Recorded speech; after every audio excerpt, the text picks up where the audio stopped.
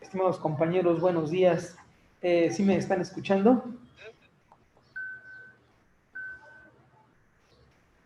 Sí, profe.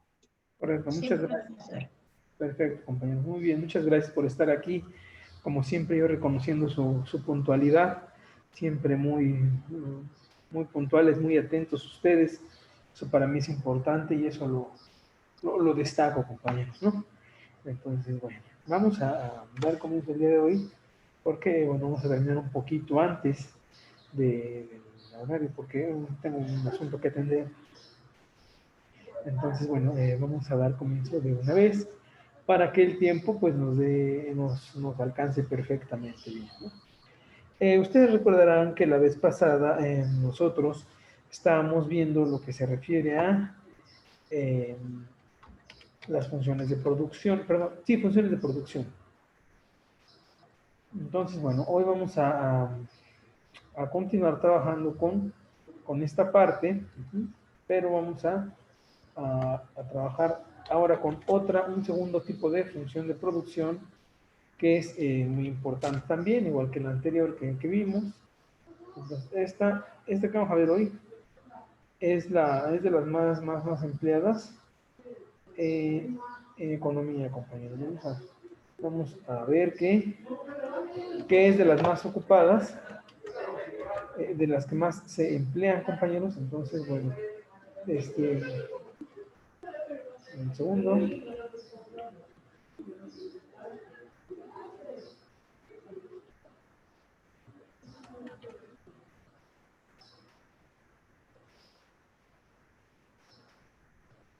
Bueno, entonces voy a empezar a compartir en mi pantalla. Ahí está. Les decía que hoy vamos a trabajar con un segundo tipo de funciones. La función que vamos a ver hoy es la denominada, lo voy a poner aquí, función de producción tipo, no, perdón, no de producción Cobb-Douglas. Es de las funciones, digo, la más conocida en economía. Si le preguntan a cualquier economista, oye, ¿cuál es la función más conocida? Más no la más importante, te va a decir, la Cobb-Douglas, ¿no? Entonces, es una función de producción Cobb-Douglas que consiste o cómo se representa, ¿no? Está escrita de la siguiente manera: y igual a x1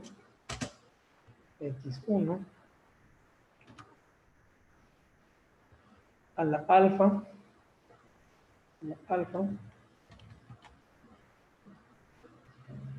el exponente de x1 es un alfa, compañeros. Digo, se los aclaro por si las dudas.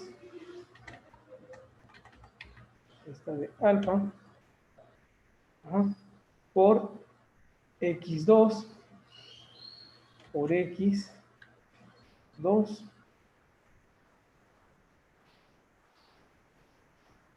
por x2 a la alfa menos 1.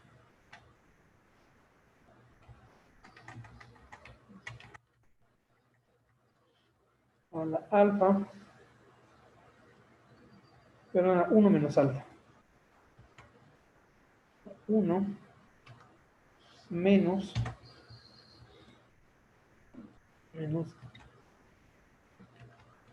alfa.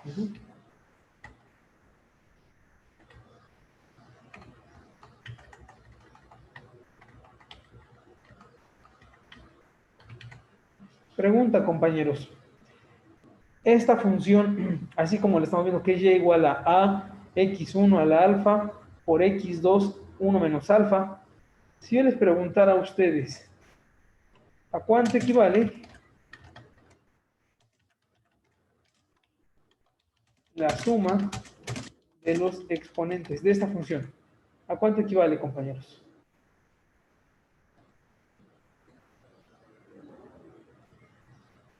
Compañeros, ¿a cuánto equivale la suma de estos exponentes de esta función? Esta es la Cobb-Douglas. ¿A cuánto equivalen sus exponentes?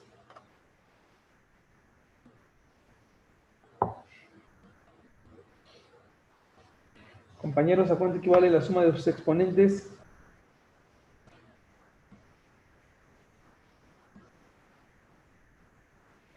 Si yo les digo, a ver, sumen los exponentes de x1 y x2, ¿a cuánto es igual? 1. Exactamente, muy bien, a 1, ¿verdad? Correcto, entonces la suma es una característica de esta función de la Cobb-Douglas. La suma de los exponentes siempre es 1. ¿Vale? La suma de los exponentes siempre es 1. Es una característica sumamente importante de esta función. Que la suma de los exponentes siempre es 1. Ok, muy bien. Correcto. Entonces vayan tomando nota, por favor.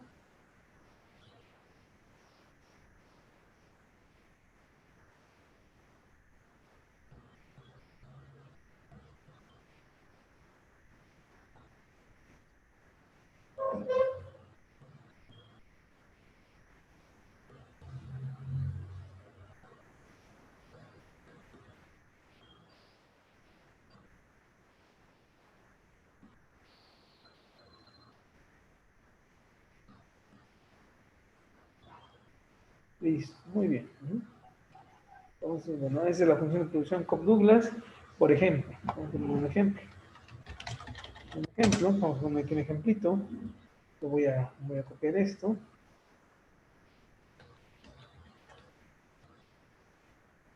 Tenemos y igual a... Bueno, creo que... a ver, no va a servir esto. Sería y igual a 100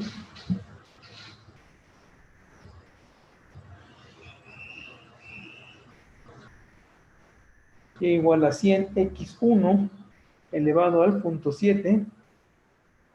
Si x1 está elevado a la punto 7, x2 ¿a cuánto tiene que estar elevado? Compañeros.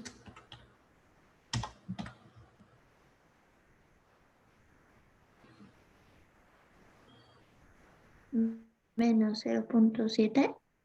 No, ¿a cuánto? A ver, si alfa dice que vale 0.7, es alfa. Ahora, ¿cuánto tiene que valer x2 para que la suma de los exponentes sea 1? O dicho de otra manera, Menos 0.7.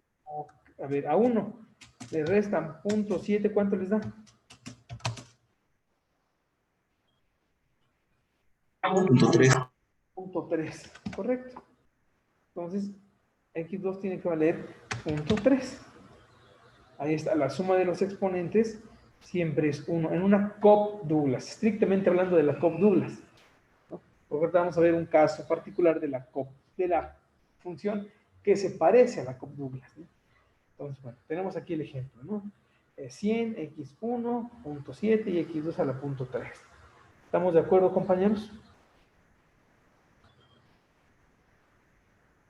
Ahora bien, si nosotros viéramos una función de producción tipo, bueno, voy a poner aquí las propiedades y ahorita vemos lo que no es una Cobb-Douglas, ¿vale?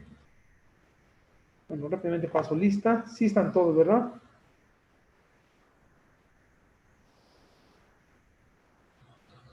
Sí, sí están todos los compañeros. Bueno.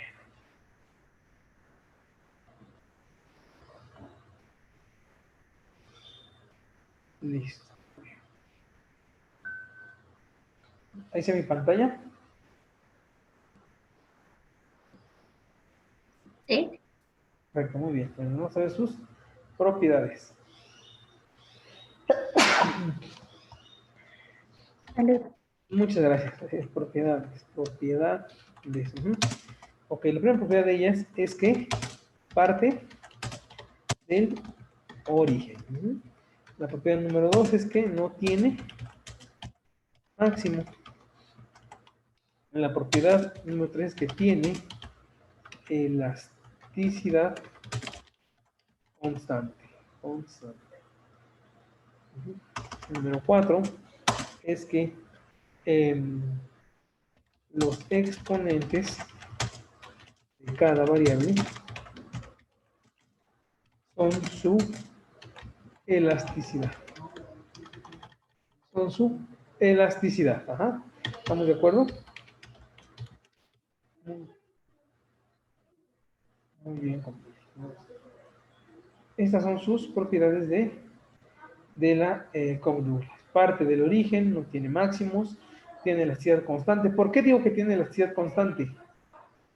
¿Por qué creen que diga yo que tiene elasticidad constante? Bueno, pues muy fácil. ¿Por qué? La suma de sus exponentes siempre es 1, por eso su elasticidad es constante. ¿No? Gráficamente, ¿cómo se representa?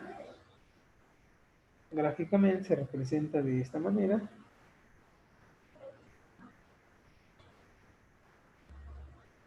Gráficamente, voy a hacer aquí mi gráfica, compañeros, para que ustedes la vayan tomando nota de esto.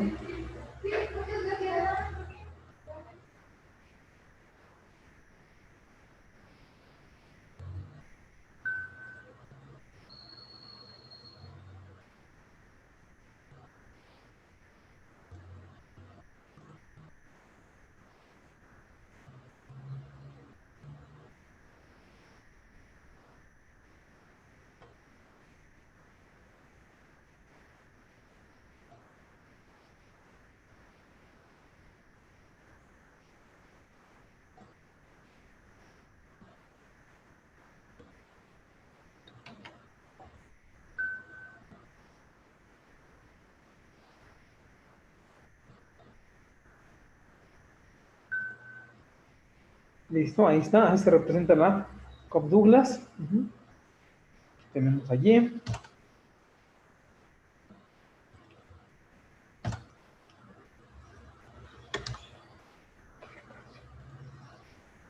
Tenemos allí. Y aquí tenemos a X1 sobre X2.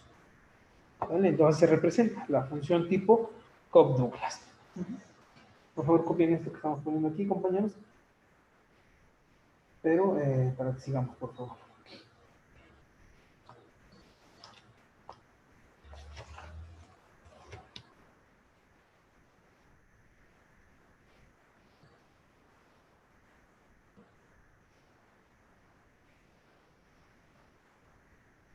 ¿Se acuerdan que en la clase anterior hablábamos sobre lo que les dije, compañeros? ¿Se acuerdan? Que les dije que... algo les mencioné que... de la experiencia que tuvimos, ya me acordé, de la experiencia que tuvimos de los productores de maíz. ¿Se acuerdan que hablamos de eso? ¿Se acuerdan que mencionamos un poquito de eso, compañeros? Y decíamos que...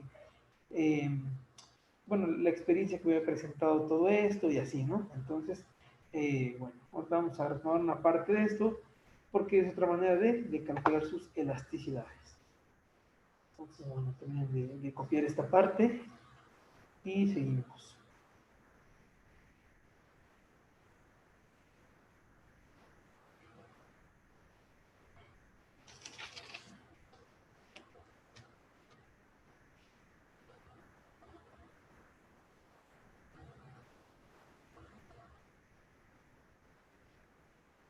¿Por qué se dice esta que parte del origen? Bueno, porque parte de cero, aquí está, no tiene máximo, ¿no? Porque va así, va así, va así, va así, va así, nunca tiene un máximo.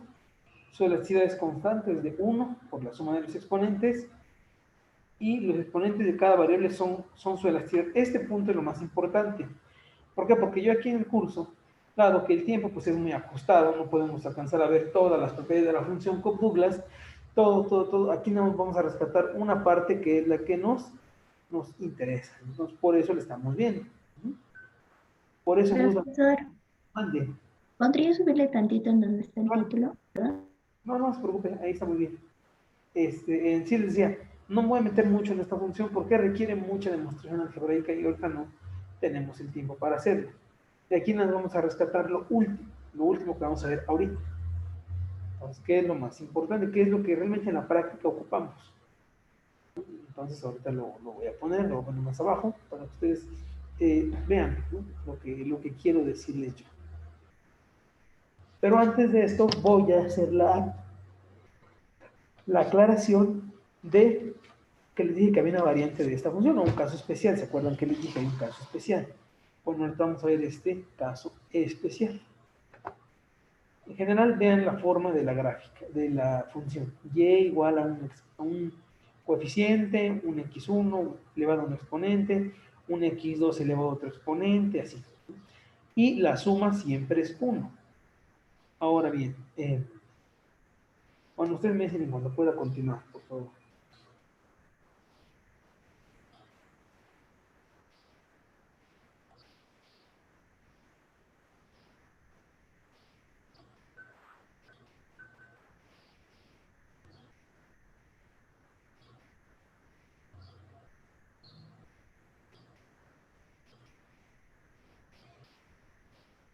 Ya, profesor. Muy bien, correcto. Bueno, entonces, acuérdense de esta forma y lo que dijimos. Ahora, dentro de esto vamos a ver que existe una variante que se le denomina función tipo Cobb-Douglas. Función tipo Cobb-Douglas. Función tipo Cobb-Douglas. Es una variante de lo que estamos viendo aquí arriba, compañeros. Aquí dijimos de la función Cobb-Douglas. Una estrictamente Cobb-Douglas es esto.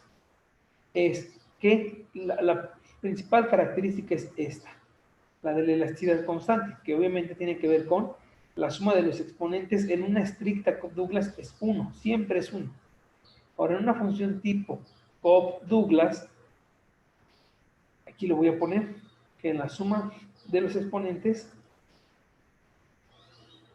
la suma es la principal distinción. La suma de los exponentes no es siempre 1, no es siempre 1. Aquí estrictamente sí es 1, aquí en este, ¿no? Pero vamos a ver que tenemos casos particulares donde la suma de los exponentes no siempre es 1. Les pongo un ejemplo.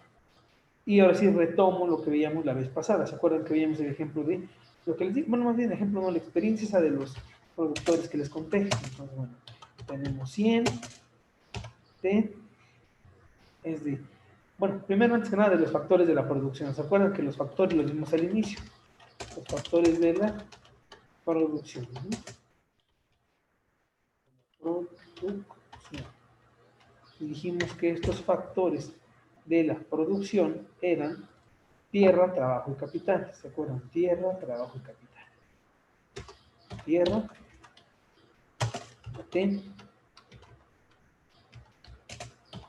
trabajo y capital. Entonces, bueno, tenemos el ejemplo que les decía yo. Tenemos 100 T a la punto 5 capital.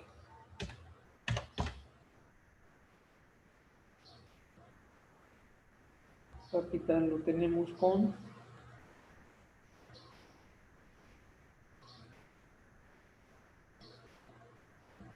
1.5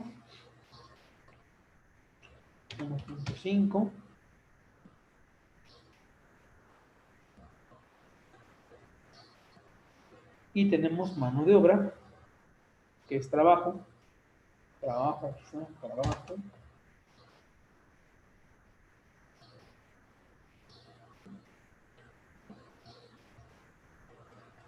y trabajo con menos punto 2. Menos punto 2. Ahora, como pueden apreciar aquí, compañeros, en esta función, ¿La suma de los exponentes da 1, compañeros, o no?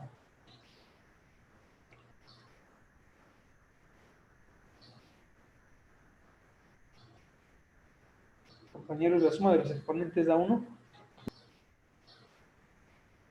No, profe. No, ¿verdad? Ok. Por lo tanto, se dice que es una función tipo of Douglas, porque presenta la forma, pero la variante está en los exponentes, que no dan 1. Esa es la principal característica. Y de aquí surge lo que en la práctica se hace, que es lo que realmente a mí me interesa que ustedes se den cuenta. Que es lo siguiente. Ahora vamos a ver que si el exponente, acuérdense bien de esto, si, o bueno, aquí le voy a poner valores del exponente. Vamos a ver que si el exponente está entre 0 y 1, se está empleando bien el insumo. Si es negativo, se está usando en exceso. Si es mayor a 1, se está usando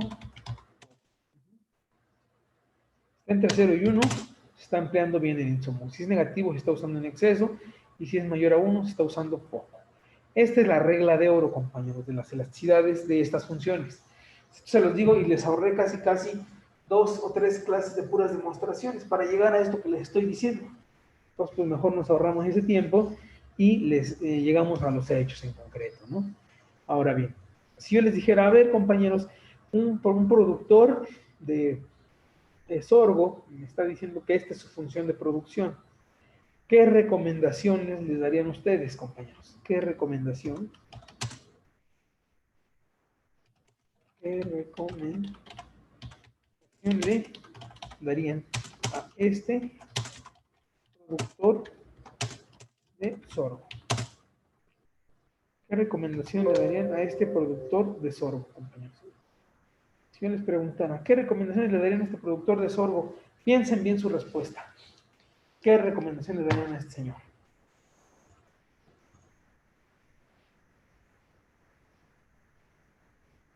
Bajar su mano de obra. A ver, hable un poquito más fuerte, por favor. A ver qué sea lo primero que diría. Bajar su mano de obra o trabajo, como he dicho. Ok, bajar la cantidad de mano de obra. ¿Por qué le va a decir que baje la cantidad de mano de obra? Porque dijo que si es negativo se está usando en exceso. Correcto, muy bien, compañera. Ok, bajar la cantidad de mano de obra. ¿Qué otra cosa le diría que tiene que hacer? Usar más en... Ay, no sé, no me acuerdo cómo era la K. Aquí está. Ah, el capital. Ok, entonces, ¿cuál sea la recomendación práctica? ¿Cuál sea la recomendación práctica? ¿Invertir qué? ¿Más qué? Capital. Más capital, ¿no? ¿Y qué otra opción le daría? ¿O qué le diría de la tierra, del insumo tierra?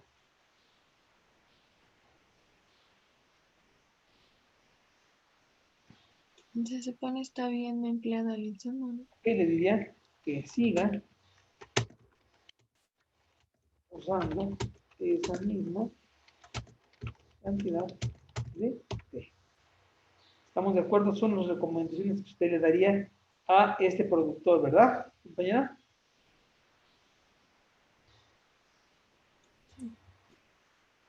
¿Sí? Profesor, perdón, en qué resultado nos basamos para obtener eso?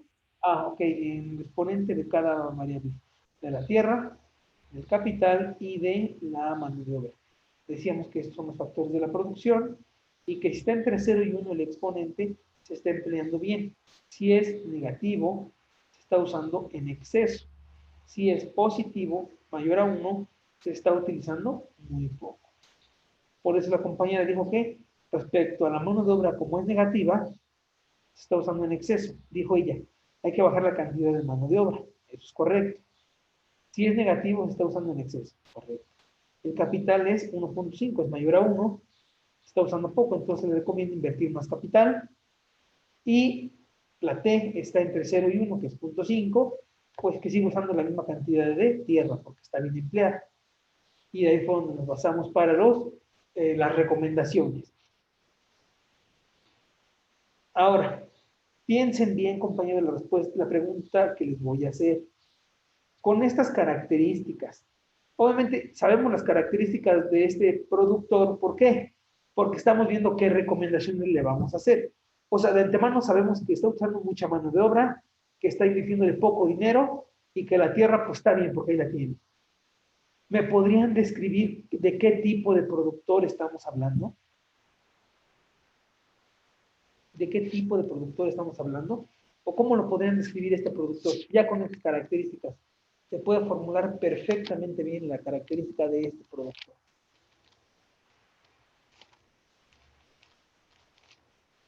A mí se me figura como un, no sé, un tipo de agricultor.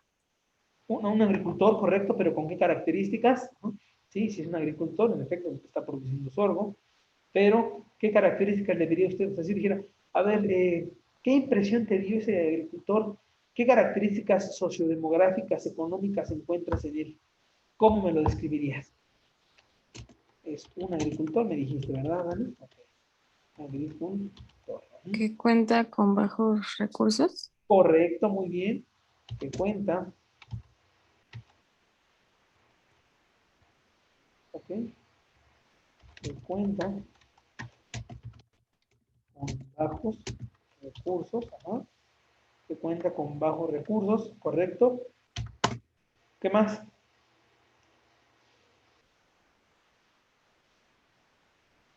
Que cuenta con bajos recursos. Esto de que cuenta con bajos recursos, de automático me lo dijiste, porque necesita invertir más dinero, ¿verdad? Porque está invirtiendo poco dinero. ¿Verdad, compañera? Sí, profe. Ok, muy bien. Y ahora, ¿qué me puedes decir de la mano de obra? ¿Qué me puedes decir? Porque va de la mano con esto que tú me estás diciendo, pero ¿qué me puedes decir? Si una persona emplea mucha mano de obra, ¿qué te está diciendo implícitamente? ¿Qué qué? Y va de la mano con esto de que tiene bajos recursos. ¿Que tiene qué? ¿Está gastando mucho? ¿De qué, perdón? ¿Está gastando mucho? Gastando mucho en mano de obra, ¿verdad? Ok, gasta mucho en mano de obra. Ajá. Y por lo tanto, si gasta mucho en mano de obra, ¿qué te está diciendo que no tiene? O sea, si dices tú, tengo a 10 personas produciendo un objeto, a que digas, tengo solamente 2 personas, ¿qué te está diciendo que entonces tiene qué? O más bien, en este caso, te está diciendo, ¿con qué no cuenta? A ver, ¿con qué? Con una cosa en particular, ¿con qué no cuenta?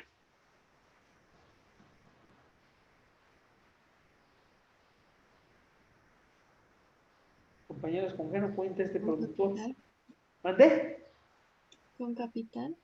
No, capital ya subimos que es de bajos recursos, porque gasta mucho en mano de obra también. Pero entonces, si tú tienes una empresa que tiene más trabajadores, ¿qué te está diciendo que no cuenta con qué? ¿Quién sustituye a los trabajadores? Maquinaria o Maquinaria. equipo. Ok, entonces, ¿cómo será la idea? Que entonces, si está gastando mucho en mano de obra, entonces, a ver, dígame, eso que dijo es correcto. Entonces, no tiene tecnología o infraestructura, ¿verdad? Y obviamente esto va de la mano, pues es de bajos recursos y por lo tanto no tiene tecnología e infraestructura. Si no la tiene, ¿por qué no la tiene? Una de dos, porque es de bajos recursos o porque no tiene acceso a créditos. Y ya, de esa manera respondemos y interpretamos esta función de producción. ¿Quedó claro esto? Sí, profe. Correcto, muy bien, compañeros. Ya ven cómo se le va agarrando el sabor a este asunto. O sea, eh, todo concuerda con la práctica. O sea, no puede que la teoría diga una cosa y la práctica otra. Pues entonces no estaríamos aquí, ¿verdad? Entonces, bueno, de antemano estamos correctos. Muy bien. Eso es lo que yo quería decir de esta función de producción. Acaben de tomar nota para que pasemos al siguiente tema que es muy importante, que requiere nuestra atención totalmente.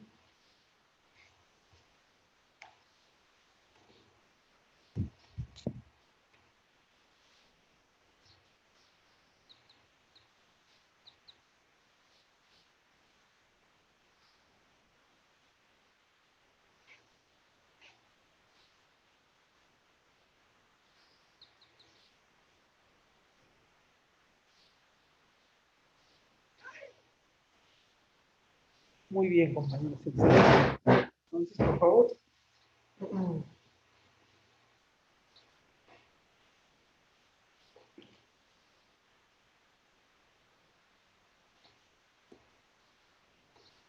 Me dicen cuánto han terminado para avanzar.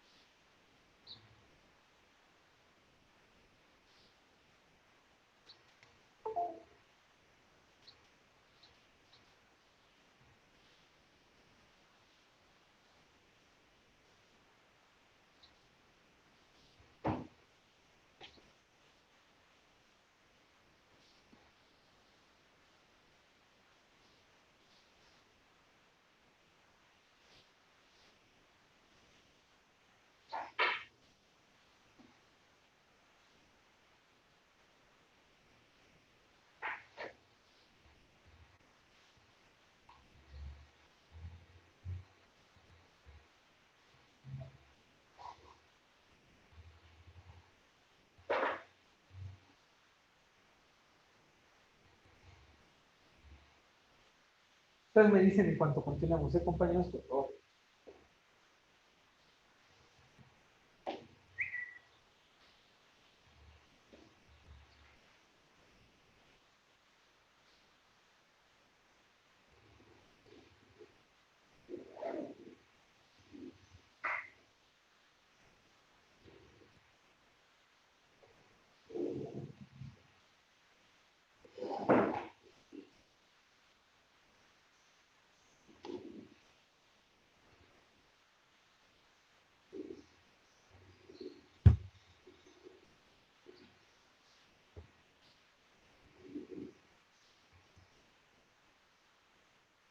Profe, y por ejemplo, en donde dice que se está invirtiendo más en, bueno, que se necesita más bien invertir más en capital, Ajá. ¿cómo deducimos que se necesita eso? Porque a mí el negativo, bueno, yo entendería que se está usando en exceso. Pero el capital tiene signo positivo, no tiene signo negativo. Y dijimos que si es mayor a 1, se está usando poco. O usted me decía por qué, por el signo, que como que piensa que están al revés. No, sí, profe, es que yo los copié al revés, perdón. Ah, no, no, no se preocupe. No, no se preocupe.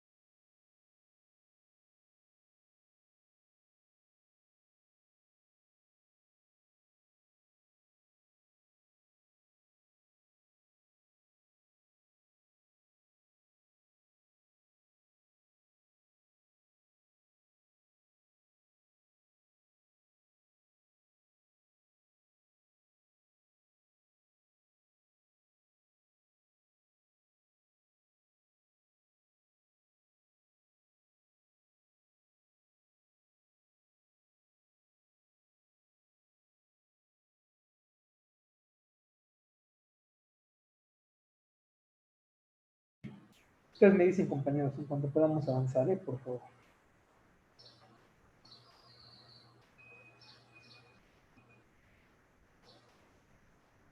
Ya, profe. Ya, muy bien, bueno. Acabamos de ver esto de las funciones de producción y implícitamente vamos a ver que va de la mano una cosa que se llama familia de costos. Vamos a ver la familia de costos. Pregunta, compañeros, antes que otra cosa. ¿Cuántos tipos de costos conocen?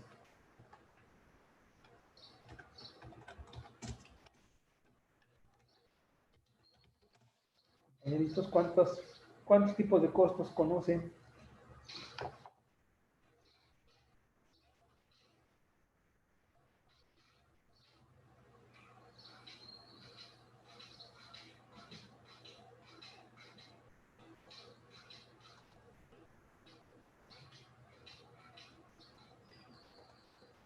Compañeros,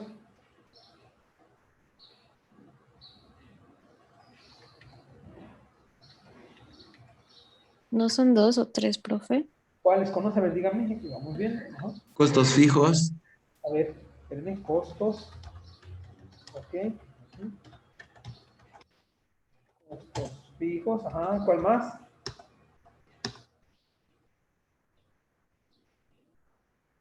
A ver, creo que usted, Dani, iba a decir algunos, ¿no? Que ve que dijo que eran 2, pero ¿cuáles? A ver, dígame.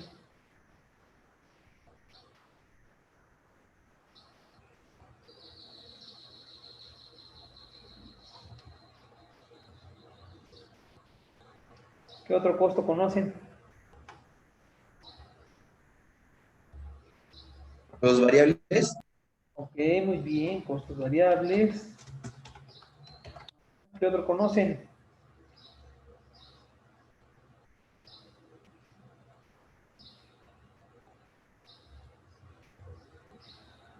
Costos fijos, costos variables. Ajá. ¿Cuál más?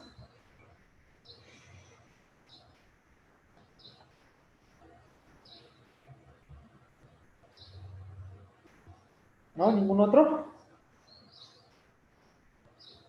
Según yo era ¿En cuánto? Díganos. el precio, pero creo que estoy mal. Bueno, es que el precio es distinto al costo. El precio es el que el productor lo vende y el costo es lo que invierte para producirlo. Entonces, ¿qué otro costo, compañeros? No vieron en contabilidad, costos y eso, nunca les mencionaron eso.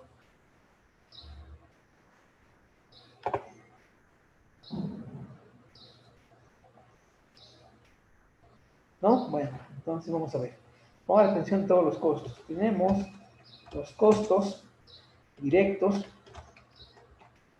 costos indirectos, costos privados, costos sociales, costos privados, costos sociales, costos reales, no problema aquí abajo.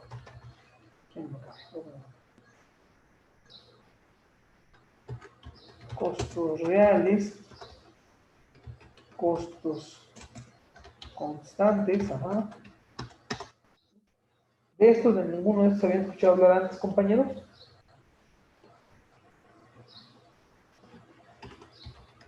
Costo marginal, costo medio, costo de oportunidad, costo fijo medio, costo variable medio, ¿sí? Porque son todos, 2, 4, 6, todos son como 13 más o menos.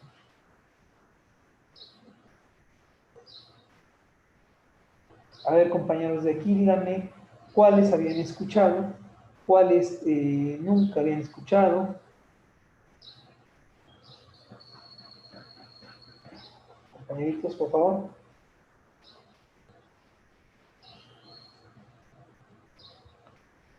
La mayoría. Ok, bueno, vamos a explicar cada uno de estos. Por eso se les llama familia de costos, compañeros, porque son muchos. no sé, cuando les enseñaron costos, regularmente nunca enseñan todos los costos. Estos son todos los costos que hay, compañeros. Entonces, pues vamos a ir viendo uno por uno. Vamos a ir aquí escribiendo sus definiciones, ¿no? De antemano ya vieron que son bastantes. Primero es el costo. El costo fijo, compañeros, ¿cómo se define? Pues son aquellos que los incurre la empresa, ¿no? Y que para ciertos niveles de producción no dependen del producto. En otra forma de llamarlo son los costos permanentes de una empresa. ¿Vale? Es el costo fijo. Ahora vamos al costo variable. Es el costo que incurre la empresa y que depende y que guarda, más bien sería, más bien que guarda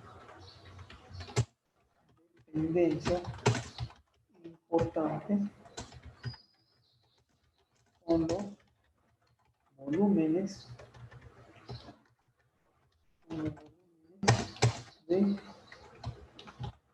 fabricación.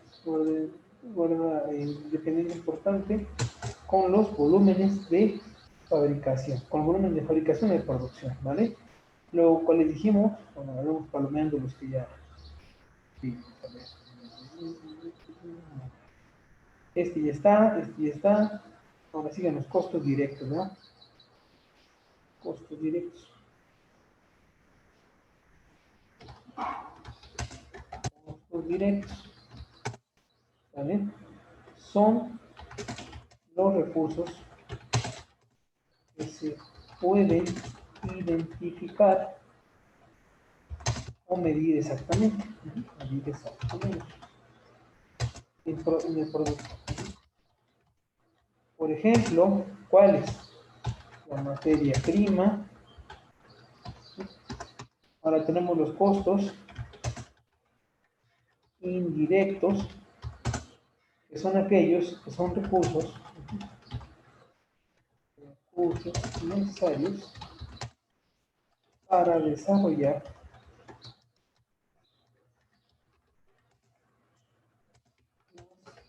actividades de producción, comercialización y apoyo, pero que no se pueden identificar o medir exactamente cuántos de ellos contiene cada producto. Por ejemplo, la energía, no podemos saber cuántos watts tiene cada producto que producimos en la fábrica, eso será muy difícil de medir, ¿no? El aire también, pues, también será complicado. El agua también será un poco complejo saber. Se puede, pero será complicado. Ok, muy bien. Ahora vamos con costos variables, directos e indirectos. Costos privados. Bueno, aquí caben los costos privados.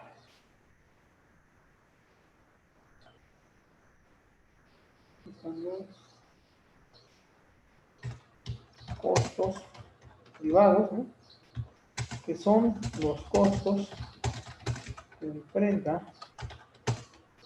una empresa para su producción y que son incurridos únicamente por el productor. Entonces, el costo privado es aquel costo que enfrenta una empresa para su producción y que son incurridos por el productor, ¿no? Lo que el productor paga y desembolsa. Por eso, esos son los costos privados, ¿no? Ahora tenemos los costos sociales. Aquí los voy a poner, los costos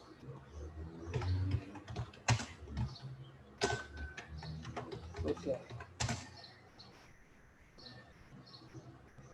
Los costos sociales es la suma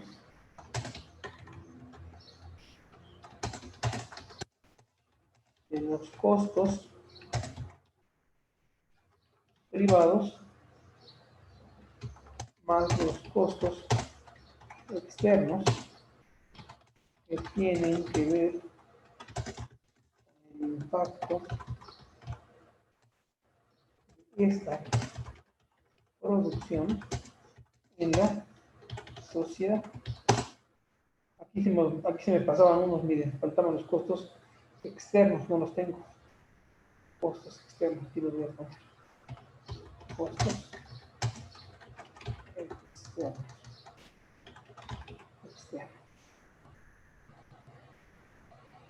Entonces, bueno, vamos viendo, compañeros. Costo social es la suma de los costos privados más los costos externos que tienen que ver con el impacto de esta producción en la sociedad. ¿A qué me refiero con el costo social, compañeros? Cuando, por ejemplo, ponen cerca de la casa de ustedes, pusieran una fábrica de papel. Entonces, esa fábrica de papel que contamina todo lo que está a su alrededor, todo el agua a su alrededor por la celulosa, esa contaminación, ¿quién la paga, compañeros? A ver, díganme, ¿quién paga esa contaminación? Compañeros. Los que viven cerca. Los que viven cerca, correcto. No lo paga quien lo produjo, ¿verdad? Sí estamos de acuerdo que no lo paga quien lo produjo, lo pagan otros. En este caso ustedes, que son vecinos de ahí, ¿no? ¿Sí estamos de acuerdo? Costos externos, bueno, porque solamente aquí dijimos que el costo externo, hay que definir el costo externo, es el costo que la producción le genera a otro que no es el productor. Aquí está el costo externo. El costo externo, por ejemplo, de que por su casa hay una escuela muy grande. ¿Cuál sería un ejemplo de costo externo que tendría que cerca de su casa o a un lado de su casa hubiera una escuela? Díganme cuál sería el costo externo, así rapidísimo. ¿Cuál sería? Compañeros, ¿cuál sería eso? ¿Mandé? ¿El ruido? El ruido y qué más, el tráfico, ¿no? A la hora de la salida. Imagínense en días normales, a la hora de la salida, que ni afuera de su casa puedan salir porque está un carro parado ahí esperando un chavo. Entonces, eso es un costo. ¿Por qué? Porque va a ser molesto que ustedes no puedan salir de su casa porque hay mucho tráfico, mucho ruido, mucho escándalo, mucha gente. Y ese costo lo generaron ustedes, compañeros. O sea, ¿es atribuible a ustedes? Compañeros, ¿es atribuible a ustedes? No. Pues no, obviamente no. Correcto, muy bien. Vamos con los costos reales. Costo real. Costo real son los costos sin inflación. Son los costos sin inflación. Son constantes. Son constantes. Son constantes y eliminan el efecto del incremento de los precios. Es decir, el costo real es cuando le hemos quitado la inflación. Pero bueno, creo que inflación no hemos definido qué es. Entonces aquí lo voy a poner. ¿A qué se refiere la palabra inflación? Aquí lo voy a poner muy brevemente, que es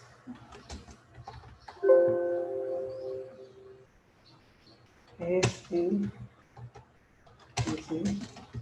aumento sostenido y generalizado de los precios de los bienes y servicios de una economía.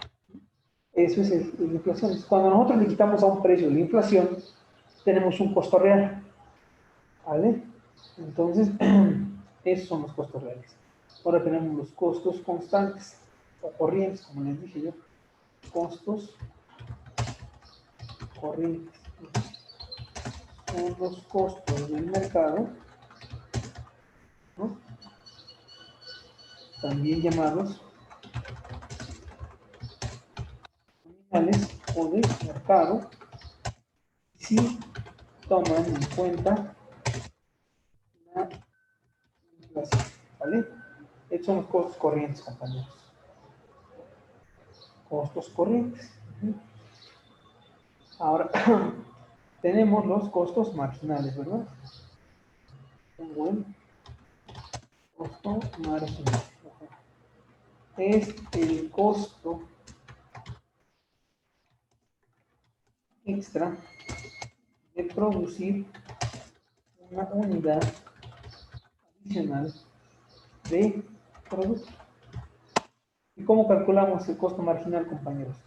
¿No incluyen cómo? Bueno, el costo marginal es igual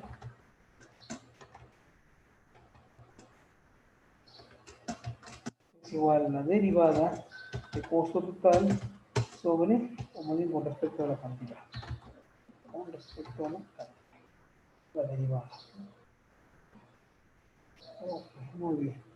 ¿Y cuál nos falta, creo? A ver. Costo marginal, nos falta costo medio, costo de oportunidad, aquí les pongo.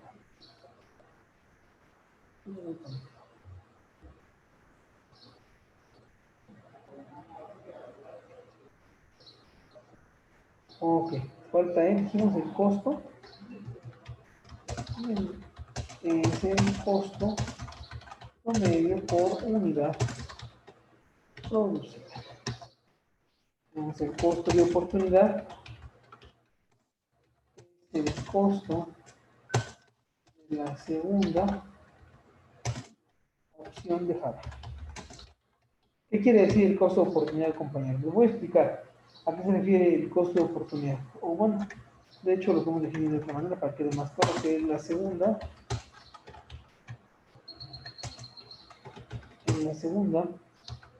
mejor opción de Java. ¿A qué se refiere, compañeros, el costo de oportunidad? A ver, pregunta, compañeros. Si ustedes no estuvieran en este momento en mi clase, aquí ahorita,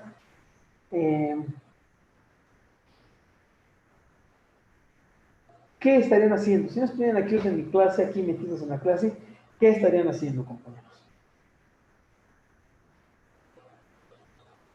Compañeros, ¿qué estarían haciendo si no estuvieran aquí ahorita en este momento en mi clase? ¿Mandé? Durmiendo. Durmiendo.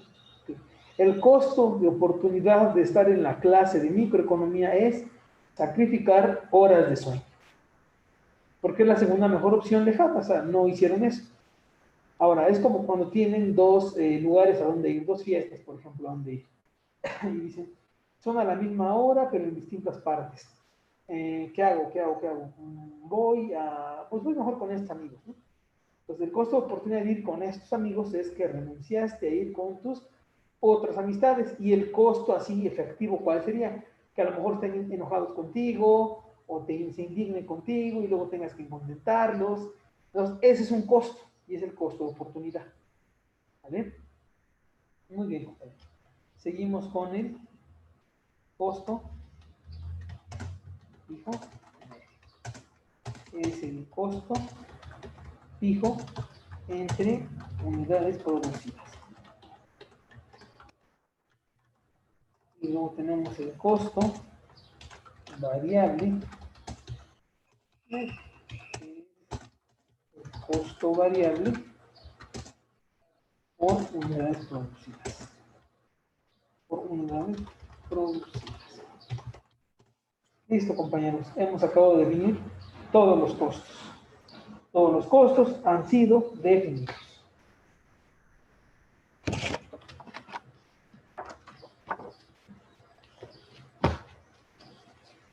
Ahora sí, compañeros, van a tomar nota. Sí, profe, ¿le podrían ver tantito a la izquierda? ¿Mande, no lo escuché?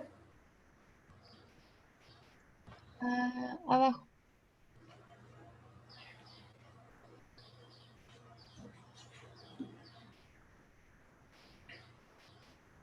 Muy bien, compañeros. Se pueden dar cuenta, es una gran familia de costos. Profe, ¿le puede subir tantito y ahorita le vuelvo a bajar, por favor? Claro.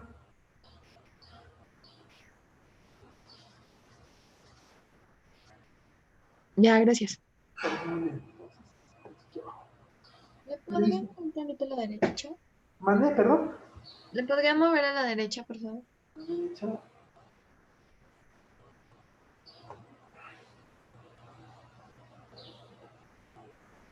Ya, gracias. Muy bien. Me dice en cuanto le mueva a la parte de arriba del lado derecho, por favor.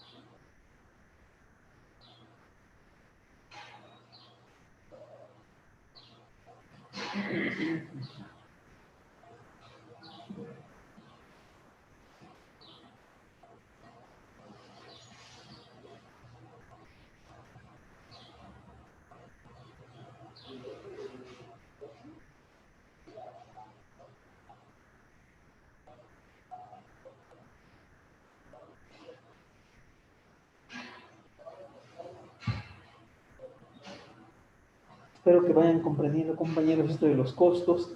Es muy importante identificar todos los costos, porque a veces cuando compramos algo o queremos hacer algo, no pensamos en los demás costos, solamente vemos en lo inmediato, vemos así lo que está frente a la nariz de uno, pero hay más, o sea, hay más cosas que están ahí implícitas, pero que nuestra función como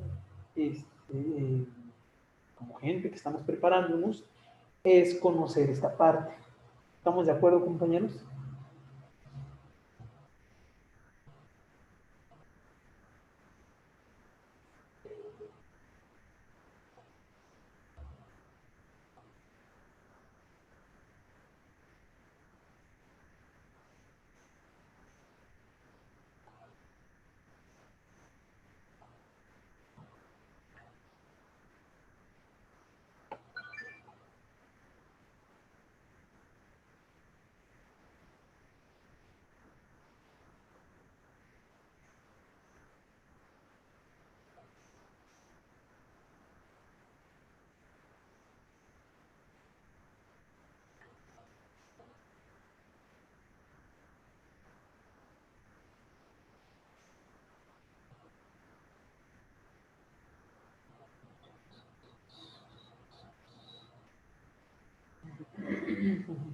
Maestro, Dígame, ¿no también existe el costo unitario?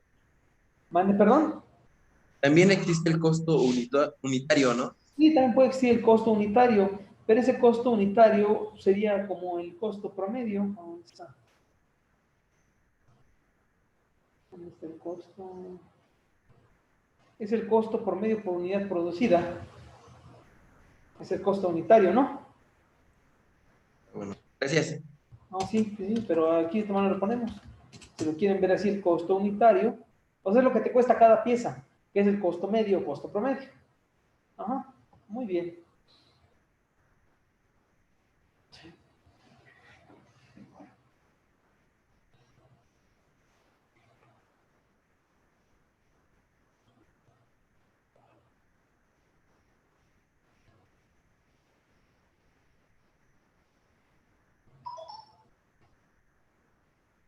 Uf.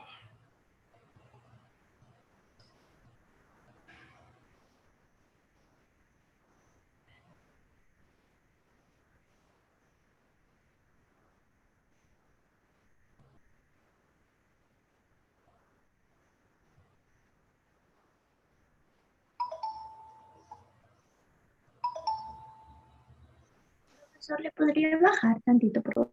Claro, ¿me dice ahí está bien?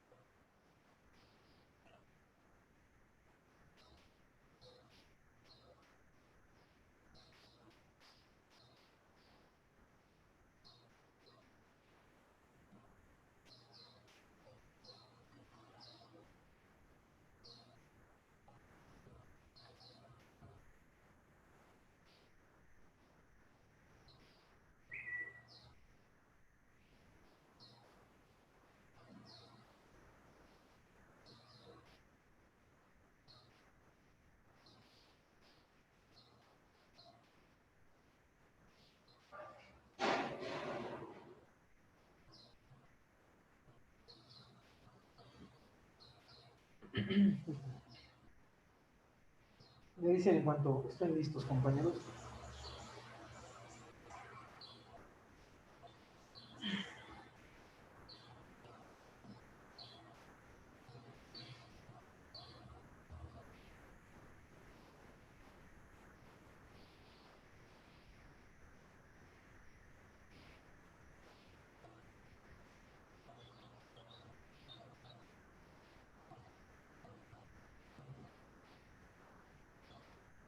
Ya, profe.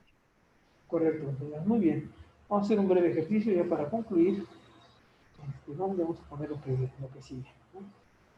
Entonces tenemos costo total igual a 5 más 10 y menos 0.9 y punto 9 y cuadrada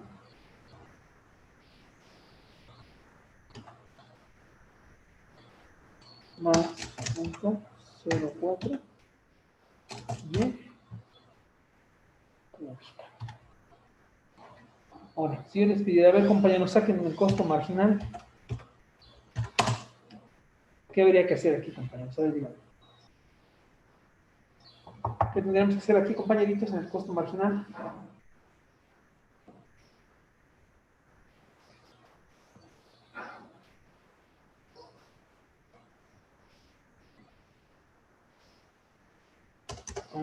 Esto se va a cargar de tarea si quieren para que lo analicen y mañana me comenten. Costo fijo medio y costo variable medio.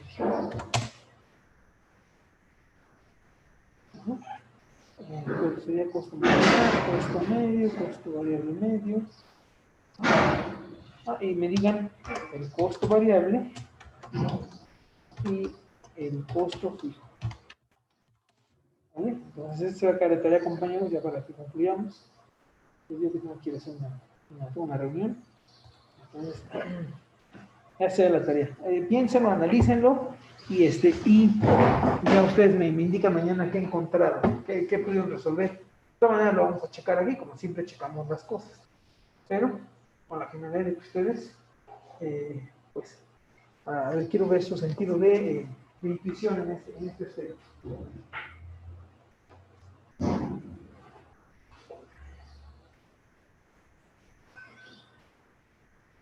Ok, profe. Por favor, compañeros, tóquenlo y piensen bien cómo se dice.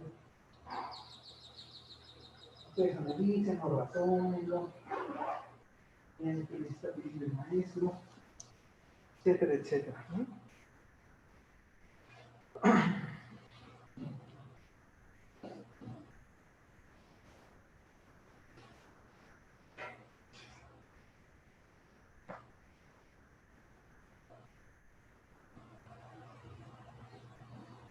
Entonces, compañeros, ¿ya terminaron de copiarlo?